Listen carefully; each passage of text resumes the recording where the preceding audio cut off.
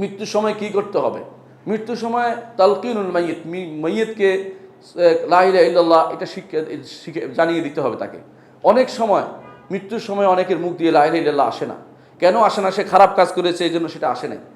এটাই একটা বড় জিনিস যে ভালো কাজ করলে তার মুখে লা ইলাহা ইল্লাল্লাহ আসবে, ভালো কাজ করলে লা ইলাহা ইল্লাল্লাহ আসবে। লা ইলাহা ইল্লাল্লাহ অর্থ কি? তাওহীদের ঘোষণা। শুধু মুখে লা ইলাহা ইল্লাল্লাহ নয়, মুখে লা ইলাহা ইল্লাল্লাহ মুখস্থ করলে হয় না, তাওহীদ অন্তরে থাকতে হবে, মুখ থেকে সেটা বের হবে, আল্লাহ তাআলার কাছে তখন সেটা গ্রহণযোগ্য হবে। যে ব্যক্তি এরকম তাওহীদের ঘোষণা দিয়ে দুনিয়া থেকে যেতে পারবে, রাসূলুল্লাহ সাল্লাল্লাহু আলাইহি ওয়াসাল্লাম বলেছেন, মান কানা আখিরু কালামি লা ইলাহা ইল্লাল্লাহ দাখালাল জান্নাহ, জান্নাতে প্রবেশ করবে সেই ব্যক্তি। এই সুযোগ সেই ব্যক্তি পাবে যে ব্যক্তি এই লা ইলাহা ইল্লাল্লাহ বলে যেতে পারবে।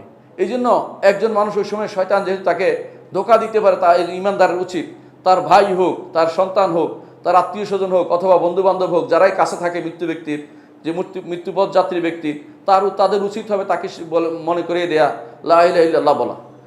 দুনিয়ার অন্যান্য কথা বাদ দিয়ে অনেক সময় মৃত্যুপথ যাত্রী বিভিন্ন দুনিয়ার জিনিস নিয়ে থাকে, বলে কোনো ছেলেকে ডাকে, মেয়েকে ডাকে, ওইটা হচ্ছে ডাকাচ্ছে তাকে মনে করা হচ্ছে তুমি আখিরাতমুখী হচ্ছ। এই সময় আখিরাতের কথা তাকে স্মরণ করিয়ে দেওয়া উচিত এবং তাকে বেশি বেশি করে তাকে লা ইলাহা ইল্লাল্লাহ তাকে এটা শিক্ষা দেওয়া উচিত, তাকে বলা উচিত, জোরে জোরে নয়।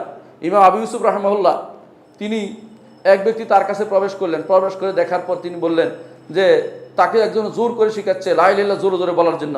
তিনি তাকে বললেন যে ওই মৃত্যুর অবস্থায় যে একজন মানুষকে মৃত্যুর সময় জোরে জোরে বলতে হয় না, তার কাছে সেটা শুধুমাত্র উচ্চারণ করতে হয়। সেজন্য মনে আসে যে আমার লা ইলাহা ইল্লাল্লাহ বলা দরকার, এ কথা বলে যাওয়া দরকার। তুমি জোর করিও না, তখন সে না বললে বিপদ হয়ে যাবে।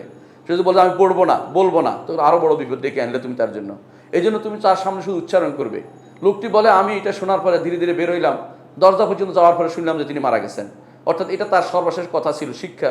আমাদের ইমামরা সর্বশেষ জীবনের শেষ মুহূর্ত পর্যন্ত দিন শিক্ষা দিয়ে যেতেন।